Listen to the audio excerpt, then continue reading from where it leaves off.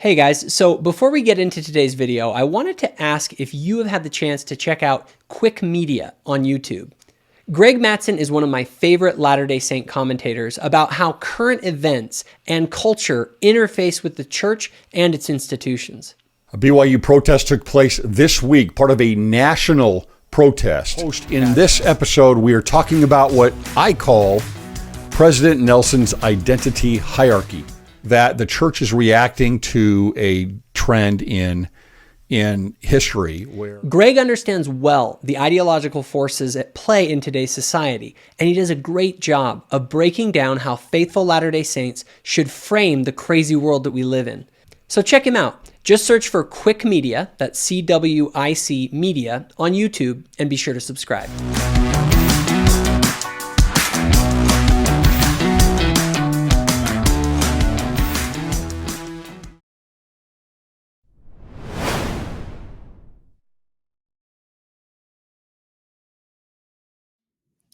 Hello, everybody, and welcome to today's episode. My name is Jacob Hansen. I am the host of Thoughtful Faith, and today I am bringing you a couple of special guests, two of my friends from the Cougar Chronicle. You guys want to introduce yourselves?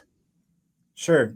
My name is Jacob Christensen. I am a student at BYU, obviously, and I am the editor-in-chief of the Cougar Chronicle. And my name is Eliza Anderson. I'm also a student at BYU. I'm a freshman this year, and I'm a contributor for the Cougar Chronicle. Awesome. Well, and for those who don't know anything about the Cougar Chronicle, Jacob, could you give a quick overview of what the Cougar Chronicle is? Yeah, sure. So we're a student run newspaper. We're not officially affiliated with BYU. I don't think they would ever approve us.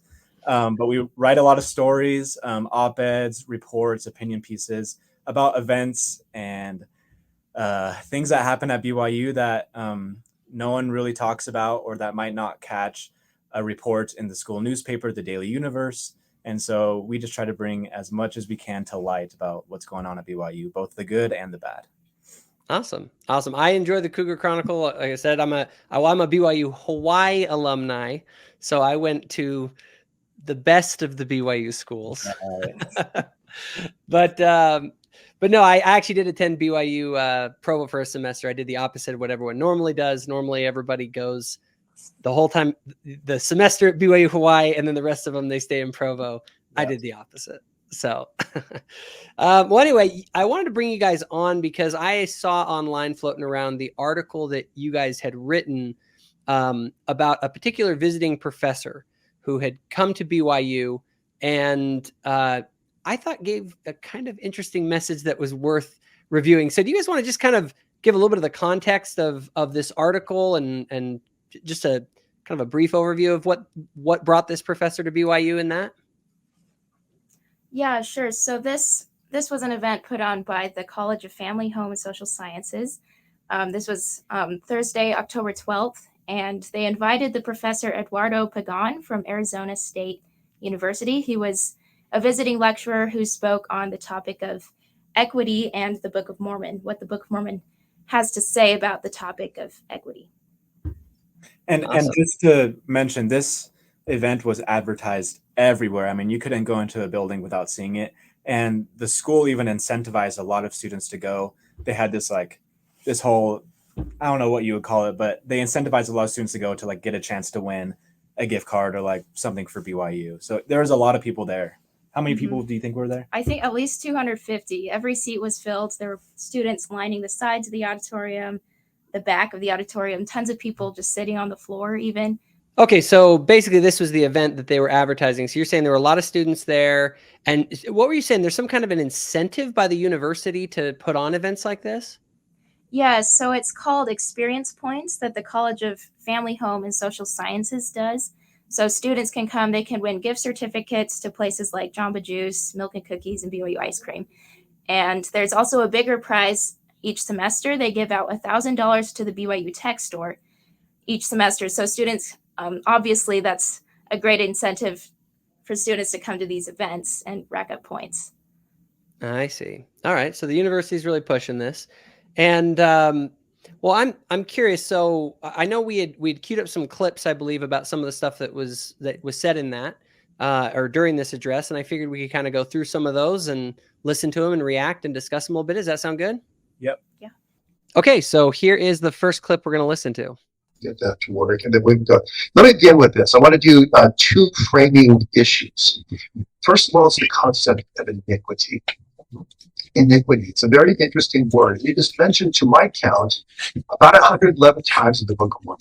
Far more than abomination, far more than wickedness.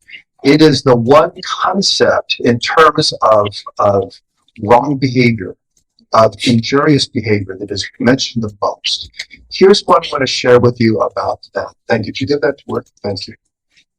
This one. There we go. All right. So this is from the Oxford English Dictionaries. We begin to understand iniquity. I am a believer that no words are by accident in our sacred scripture, particularly modern scripture. No words are by accident. All of them are quite intentional. In the modern world, we Americans tend to see terms like abomination, wickedness, iniquity as all synonyms of sin.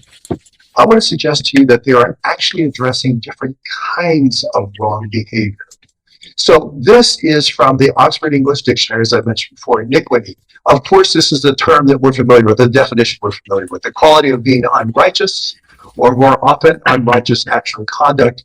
This is the piece that interests me. There we go. Sometimes, especially in early use, wrongful or injurious action towards another, infliction of wrong, injury.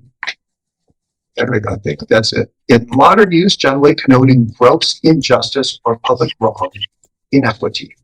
Inequity. In fact, the term iniquity comes from the Latin term inequus, which means unequal or unjust. So when you see that term, and as you study the Book of Mormon, I want you to think, is it referring, or what ways is it referring to unjust behavior, unjust action? So that's the first framing concept I want to share with you. So what are your guys' initial thoughts on that? I have quite a few, but I'll let you guys go first. I find it first a little interesting, and maybe I'm reading too much into this, but I find it interesting that he makes sure to note that it's mentioned more than wickedness and abomination. It's almost like I felt like in that sense he was maybe setting the stage to define iniquity as he will end up defining it, that is not in reference to wickedness or abomination. So I find that somewhat interesting. I don't know about you. Yeah, I remember sitting in the lecture and just thinking, where is he going with this? Where could he possibly be going with this? And just this emphasis on iniquity, and like a part of what iniquity means. Like most of what he is saying is true, but he's missing the other part. Like Jacob was saying, he's totally ignoring that wickedness and abomination and sin and all these other words are also part of what iniquity means. And he goes straight to this idea of more of inequity and continues to talk about that.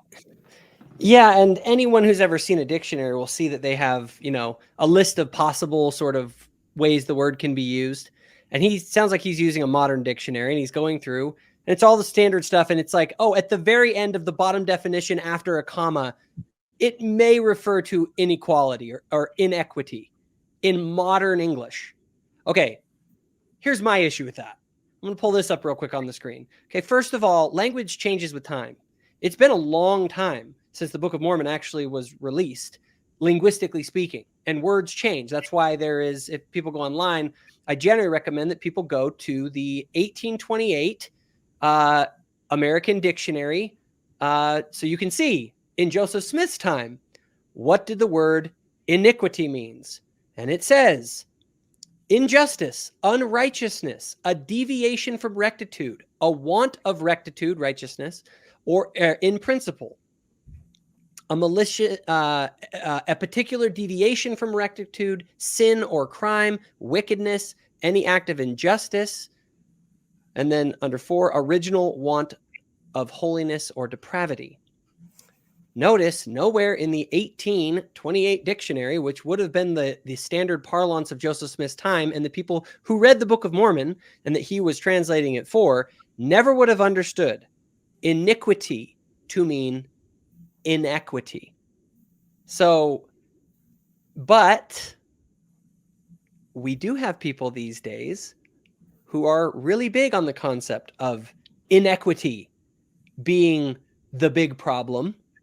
And and anyway, I guess my question for you guys is, why do you think he's using that language? Why is he trying to do this? Why is he trying to alter the concept of iniquity, which is referring essentially to wickedness, to try and create a new category of inequity?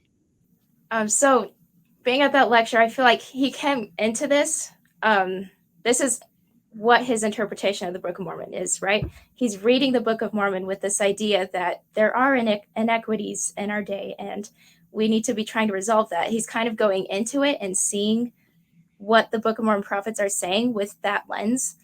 And when he's doing that, he's ignoring quite a bit of what is actually there and just pulling out these little bits and pieces that actually promote his narrative and his way of thinking.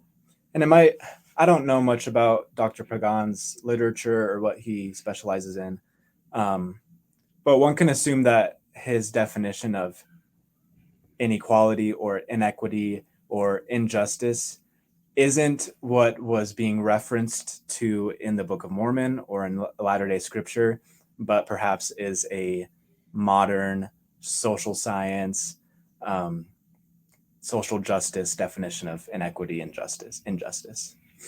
Absolutely. And I think that that's what I would say as well. I mean, there is no doubt that in academia today, there is a particular ideological bent to it.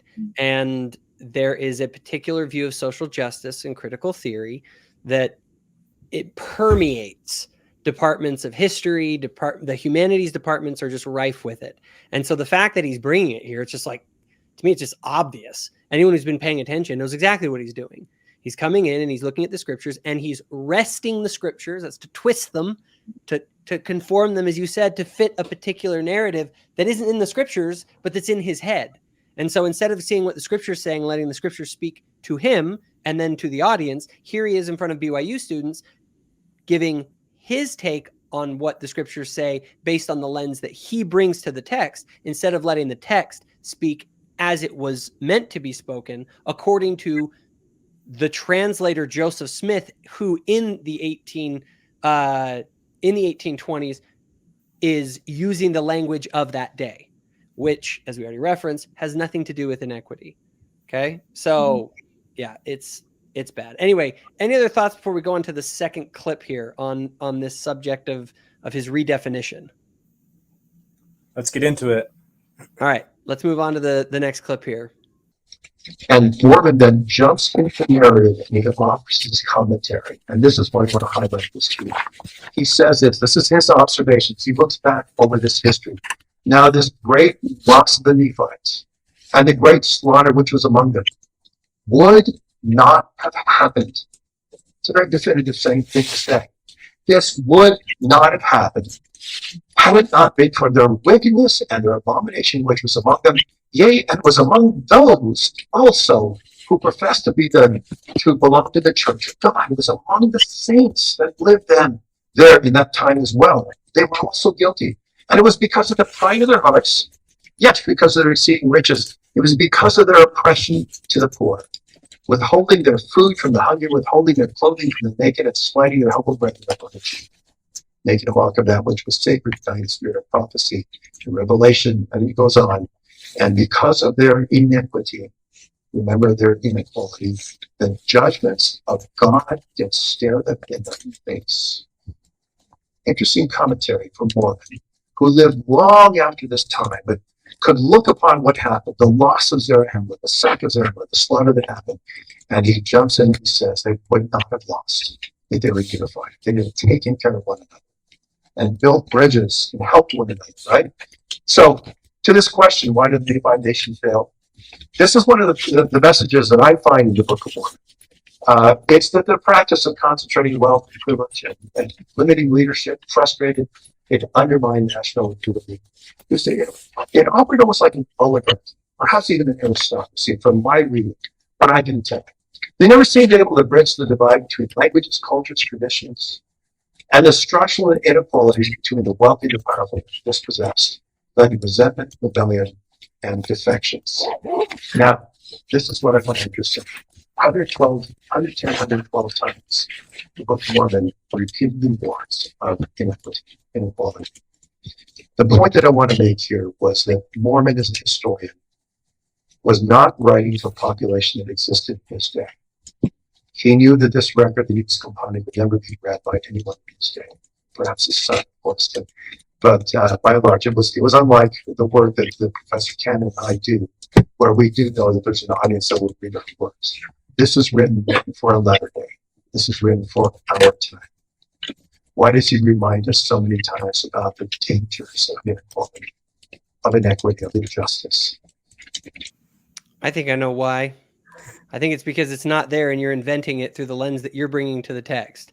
Now, obviously, I think we can all agree that the Book of Mormon it does speak out against pride and people that will use their status over other people. That's there.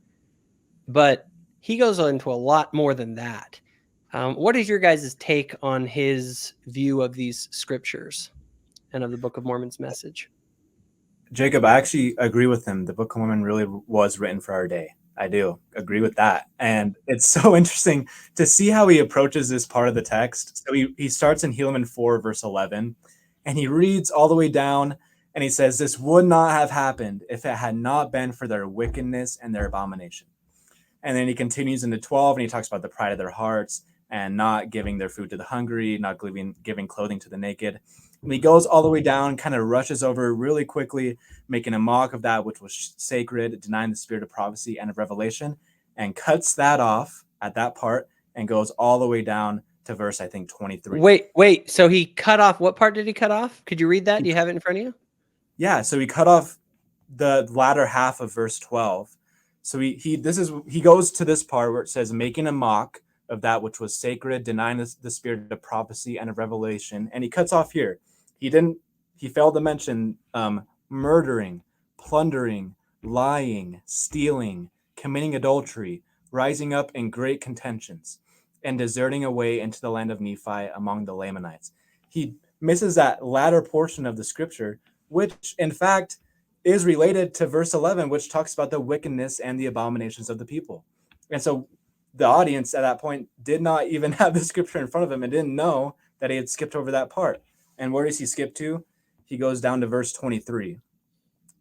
And he starts off verse 23. And because of their iniquity, the church had begun to dwindle. Yet, for those who heard, what did he do? He switched out iniquity with inequity.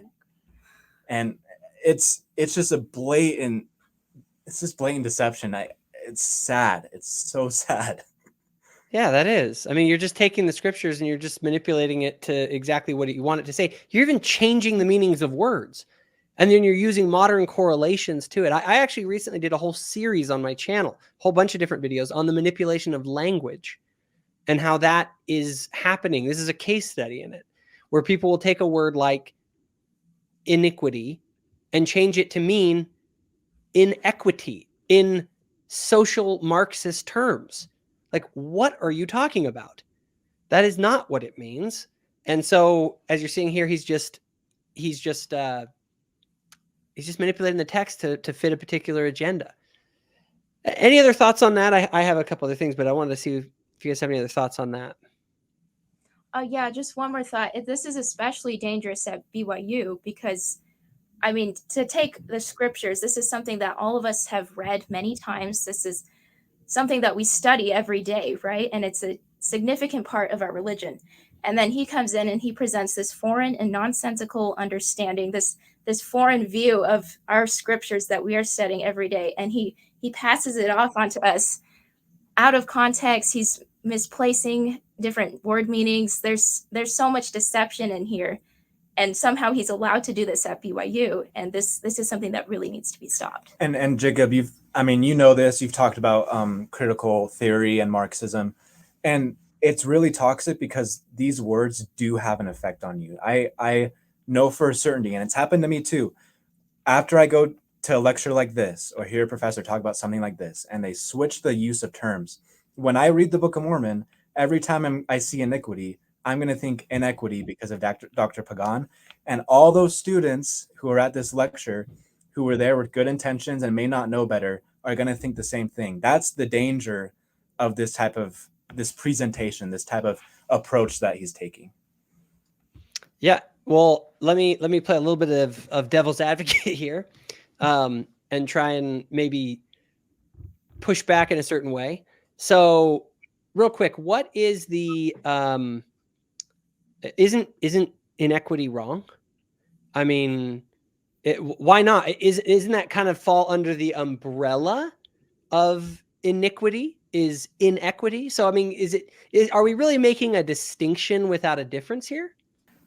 Well, to your question of if inequality is inherently immoral, Jacob, how tall are you? I don't want to expose you out here, but how tall are you? Not very tall. I'm 6'3". No, I'm 5'10".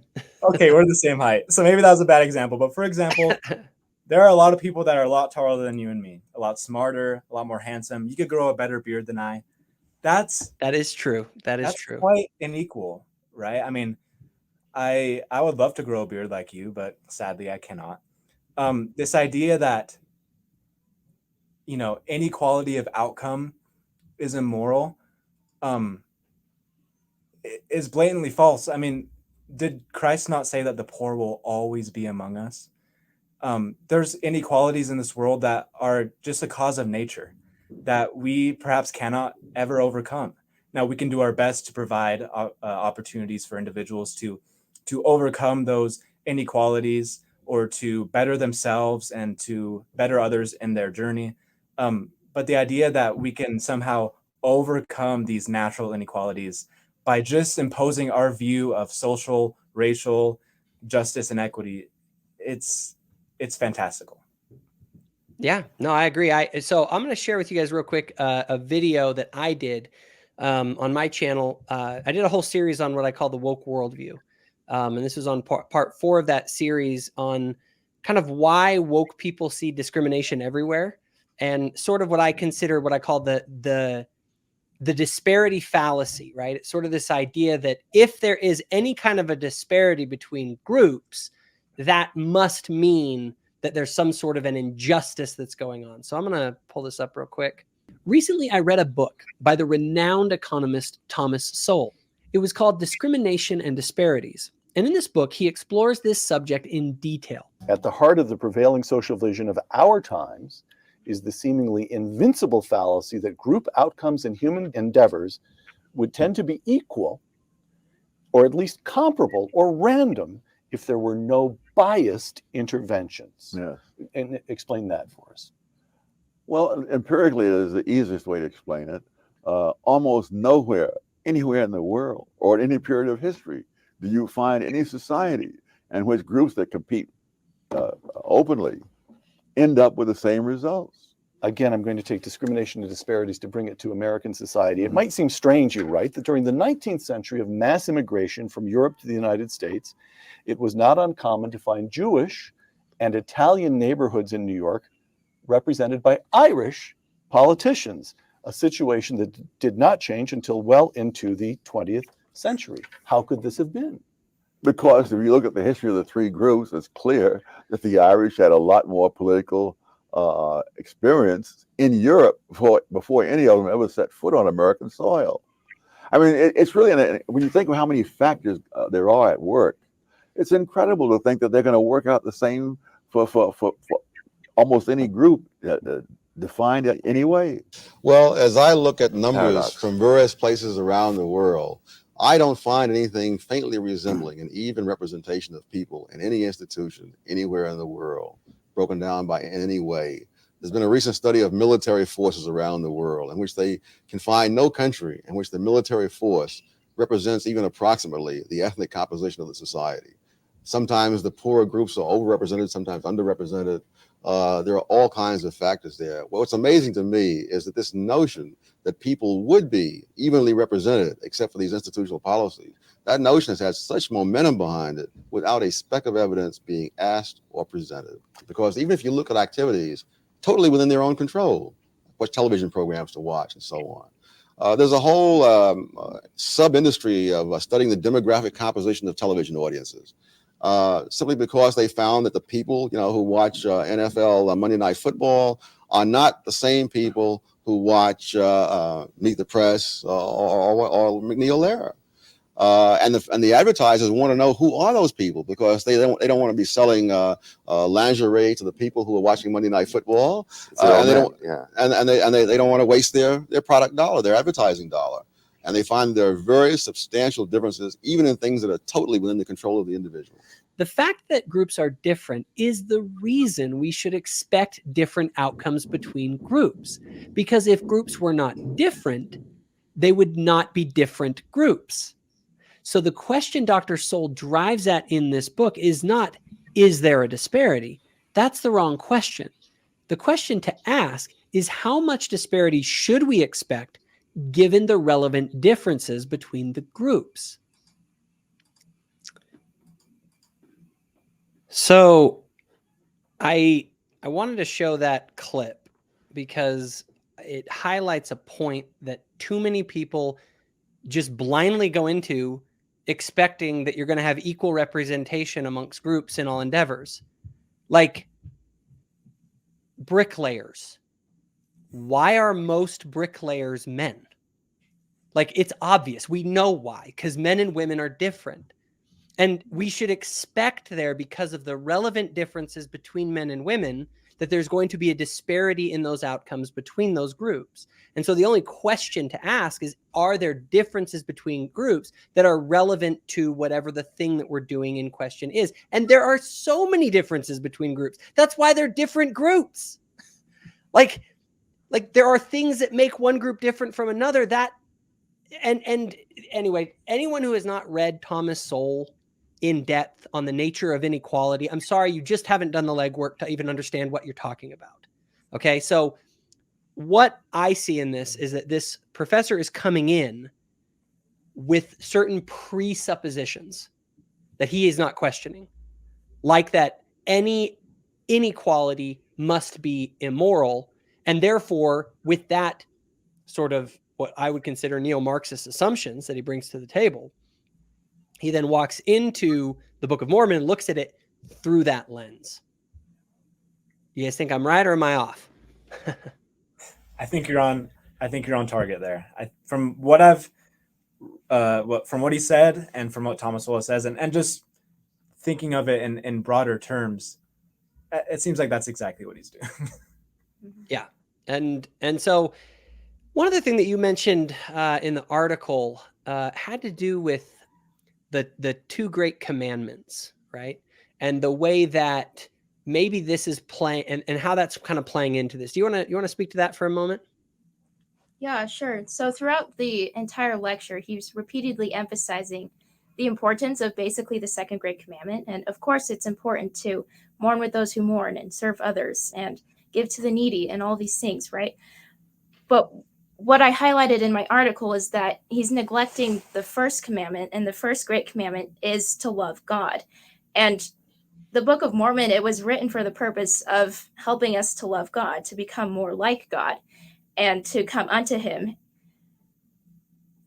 So he's completely leaving out this whole point of why the Book of Mormon was written, and he's only focusing in on the second great commandment, which the second great commandment, as important as it is, I'm sure we can all agree on that, it doesn't quite mean much if you don't have the first great commandment to go with it. And if you're going to be obeying the first great commandment, you will be obeying the second great commandment. So when Professor Pagan is talking about how the Nephites have failed to follow the second great commandment, what he really should be focusing in on is how they're not keeping God's commandments. They're not loving God. They're not keeping the first great commandment, and by extension, the second great commandment is also not being obeyed.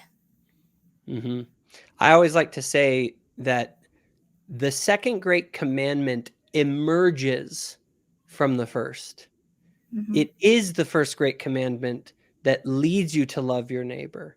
Because if you truly love God, the very first thing he's going to tell you to do is to take care of your neighbors. Now, I believe that there is real injustice in the world, right?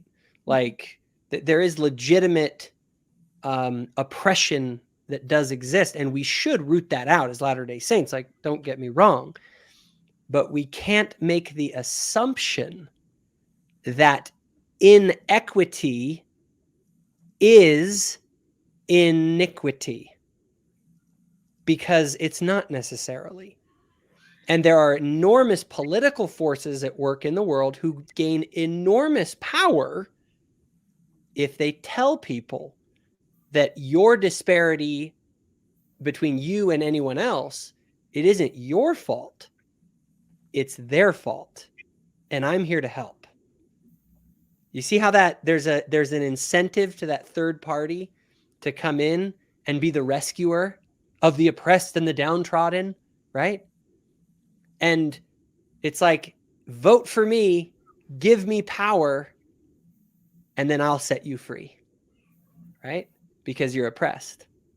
But I always have to ask myself, like, is this person really oppressed, or is this person creating a narrative to get power, right? And so just as much as the Book of Mormon warns against basically not doing your duty to those who are poor, it also speaks very much about the dangers of power and the way that power can corrupt us. What are your guys' thoughts on that? Well, you could actually see this a lot, and if I keep going back to, kind of like critical race theory, they have this idea of the dictatorship of the anti-racist. At least Ibram X. Kendi does, where we need to eradicate whiteness, and so this is all done in the guise of we're trying to be more inclusive, equitable. And so when you have these terms like inclusivity, inclusion, belonging, diversity, and you have these abstract terms and they're not connected to anything horizontal or anything that points higher than itself, that points to God, you have this purely horizontal plane of what you're working with. So for those who are philosophically inclined, I like to think of Plato's Republic. In book 5, Socrates is building this city in speech, and he's trying to build this just city. And he's working really close on this idea of unity. But he's focused purely on the horizontal. He hasn't talked about the good of the soul, which obviously points to the good. He's talking purely about the good of the city. And what happens in the end is he has these radical propositions that in order to be completely unified as a city, and you'll notice this from a lot of the dystopian novels, 1984, Brave New World, we need to eradicate the family, abolish the family. There has to be complete equality of the sexes. Not that men and women are equal legally, but that they're equal anthropologically or biologically or socially. So we need to equalize everything and abolish the family. And so he went from this great idea of we need to be unified, diversified, but together, included. And what did it end up with? Abolishing the family. And so this is what we're worried about here. The horizontal part, the second commandment to love your neighbor, is extremely important. But when it's disconnected from the horizontal, the elevation, the love of God, the love of the good, it ends up in it has very, very bad consequences, like you've talked about. Absolutely. I think that's a great point, that disconnection from the vertical element. We have a lot of slogans these days: diversity, equity, inclusion, and they're vague. I went to the Jordan Peterson event that he did in Salt Lake City. It's the only one I ever went to. I'm a big Jordan Peterson fan. And it's funny, I went to it, and I've told people this story a bunch of times. I went there and I listened to it and I was like, okay, I'm not that impressed. It was all about not hiding things in the fog, was kind of the whole thing. And it's so funny. Now, afterwards, it's like one of the most profound things I've ever heard from Jordan Peterson, and I see it everywhere. The problem is that people like to hide in the fog. Words like diversity, equity, inclusion, they sound beautiful. They sound wonderful. What in the heck are you talking about in the specific? Like, we want unity. Yeah, duh. Everyone does. But that's not the problem. The problem is how do we specifically arrive at that? One of the issues with a lot of this sort of critical theory stuff is it stays in this realm of the abstract philosopher and big fancy words that people talk about. But when you actually dig down into how they're actually going to implement this, you go, oh my gosh, this is like you're saying with Plato stuff. It's like, this is atrocious. It was interesting. One of those buzzwords that we hear out there that's vague, that hides in the fog, that never gets specific, is diversity, right? Oh, diversity. It's just so wonderful. Diversity. Well, have you ever asked, why is it so wonderful? Right? Elder Oaks recently spoke to this, or actually not recently, this is a while ago, back in 1999 at BYU. And I think it was in some ways prophetic. So I'm going to play a quick clip from him. Jesus did not pray that his followers would be diverse. He prayed that they would be one. Modern revelation does not say, be diverse, and if ye are not diverse, you are not mine. It says, be one, and if ye are not one, ye are not mine. Since diversity is a condition, a method, or a short-term objective, not an ultimate goal, whenever diversity is urged, it is appropriate to ask, what kind of diversity? Or diversity in what circumstances or condition? Or diversity in furtherance of what goal? This is especially important in our policy debates, which should be conducted not in terms of slogans, but in terms of the goals we seek and the methods or shorter-term objectives that will achieve them. Diversity for its own sake is meaningless and can clearly be shown to lead to unacceptable results. For example, if diversity is the underlying goal for a neighborhood, does this mean we should take affirmative action to assure that the neighborhood includes thieves and pedophiles, slaughterhouses, and water hazards? Diversity can be a good method to achieve some long-term goal, but public policy discussions need to get beyond the slogan to identify the goal, to specify the proposed diversity, and to explain how this kind of diversity will help to achieve the agreed goal.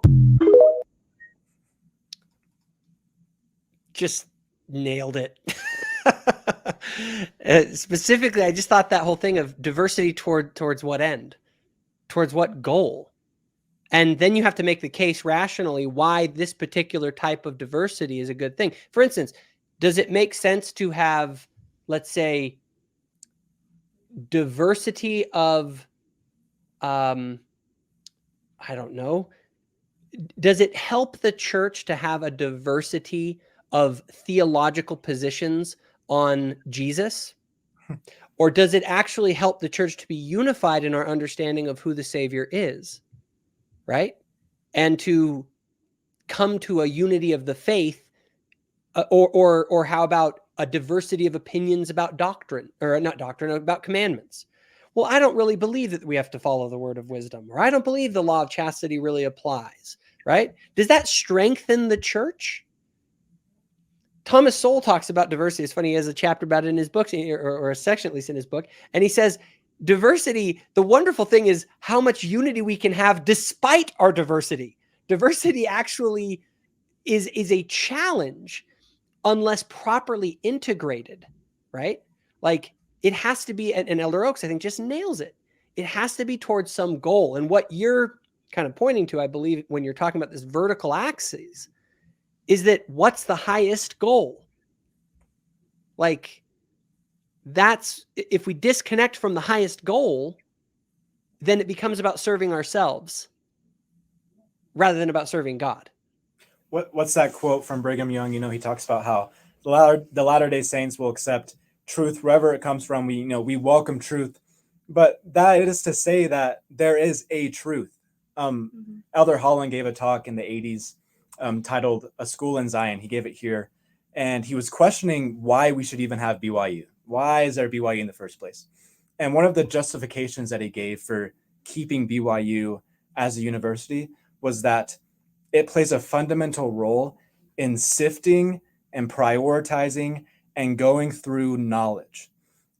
This justification, and it's quite deep, but it presupposes that there is a truth that all the knowledge in the world can point to, at least all the good knowledge. There's a lot of bad and irrelevant facts out there that we really don't need. But what Holland is saying here is that the role of BYU is to take the knowledge of the world, sift through it, prioritize the good ones over the bad ones, and we presume, in this sense, that the good ones point to a higher good. So when we talk about diversity and inclusion, that's fine.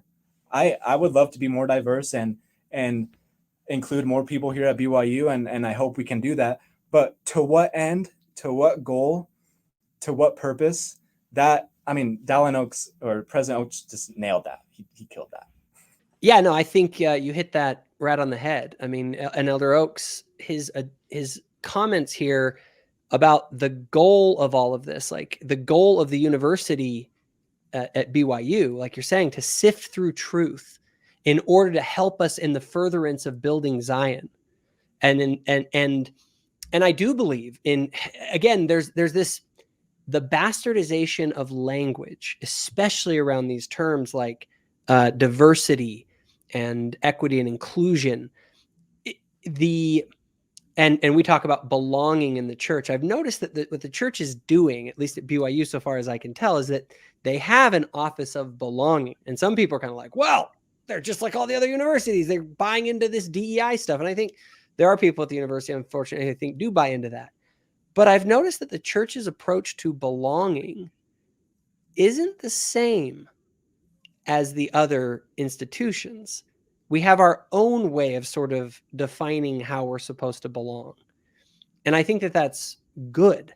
That's the way it should be. It should all be towards the furtherance of the building of the kingdom of God, specifically by helping people to make and keep their covenants, right? And any effort that breaks that is a problem. And I think those who look at the church and who see things like thinking about economic terms, who want to, and I guess I'll kind of open this up to you guys to see what your thoughts are. But what would you say to those who look at the church and this idea of inequity, and they say, well, this is how we build Zion, is by creating social programs and things that create more economic equality, right? So we utilize the force of the government to create equality. Isn't that what, building Zion's all about, is creating economic equality between people, like in the Book of Mormon? I don't know who said it in a recent general conference or in a past general conference talk, but they highlighted that Zion is a people, right? And we presume that these people are members of the church and oriented towards God, towards the good of God, Jesus Christ. If we are to build Zion on earth, that it's not solely material needs or necessities or providing for others. It's having a converted heart. It's being one with God, having the Spirit.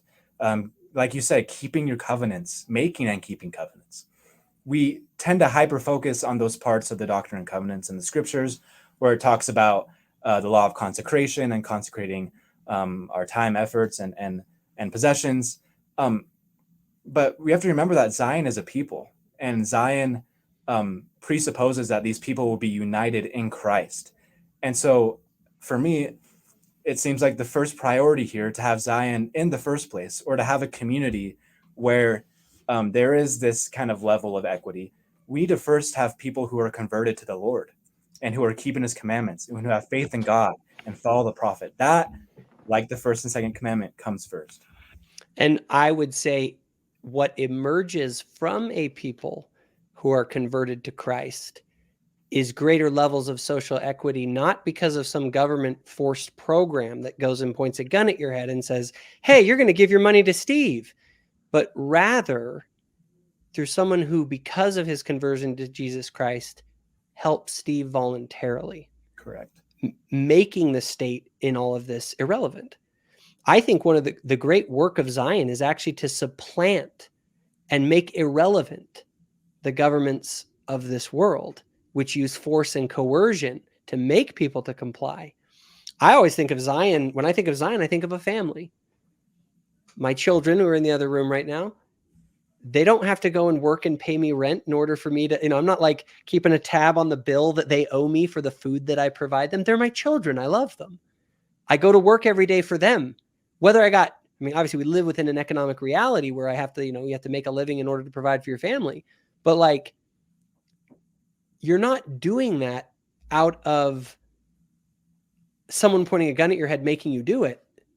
unless you're a really, really terrible person and CPS is being called on you a lot, right? I'm not saying that we don't need government because we're imperfect and there's a need for laws and that kind of stuff, but there's something to be said for how really relevant or necessary is the state if we all cooperate perfectly. And you would hope that this idea would be well known or would be understood. I mean, even the Catholic theologian Thomas Aquinas, he writes in his writings, he asks himself the question, is it proper to ban or to restrict all vices?